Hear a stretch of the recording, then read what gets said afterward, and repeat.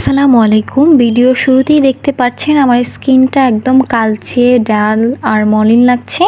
এটা খুবই কমন একটি সমস্যা। রোদ ধুলাবালি ডেড স্কিন জমে গেলে এরকম লুক চলে আসে।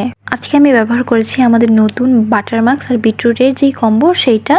এই দুটো প্রোডাক্ট একসাথে ব্যবহার করলে এটা ন্যাচারাল ক্লিনজিং আর মাইল্ড এক্সফোলিয়েশনের কাজ করে, সাথে একটি ফ্রেশ হেলদি আর গ্লোয়িং একটা লুক দেয়। আমি প্যাকটা বানিয়ে নিয়েছি। প্যাকটা বানানোর সময় একটি গুরুত্বপূর্ণ বিষয় হচ্ছে প্যাকটা মেশানোর সঙ্গে সঙ্গে ব্যবহার করবেন না, কমপক্ষে 5 মিনিট রেখে এরপর ব্যবহার করুন যাতে উপাদানগুলো অ্যাক্টিভ হয়ে যায়। সবসময় চেষ্টা করবেন ক্লিন ফেসে ব্যবহার করার এবং খুব বেশি মোটা লেয়ার না আবার খুব বেশি পাতলা লেয়ার না, একদম মিডিয়াম লেয়ারে রাখবেন। এরপর 10 থেকে 15 মিনিট রেখে দিবেন পুরোপুরি শুকনো না পর্যন্ত। এই সময় স্কিন টান টান লাগতে পারে, এটা নর্মাল। ফেস ক্লিন করার আগে সরাসরি ঘষবেন না। প্রথমে মুখে হালকা পানি দিয়ে ভিজিয়ে নেবেন, তারপর খুব আস্তে আস্তে স্ক্রাবের মতো করে মাসাজ করে তুলে ফেলুন। এতে ডেড স্কিন খুব সুন্দরভাবে উঠে যাবে, কিন্তু স্কিন ড্যামেজ হবে না। দেখুন ওয়াশ করার পর স্কিন কতটা ফ্রেশ, কতটা চকচকে লাগছে।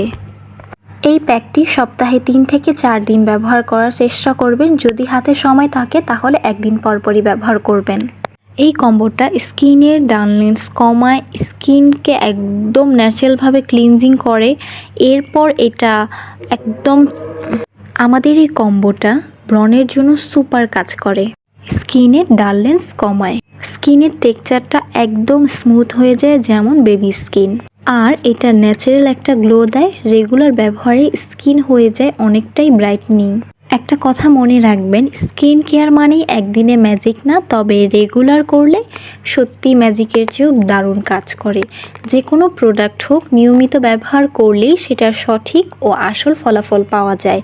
তাই ধৈর্য ধরে নিয়মিত ব্যবহার করবেন।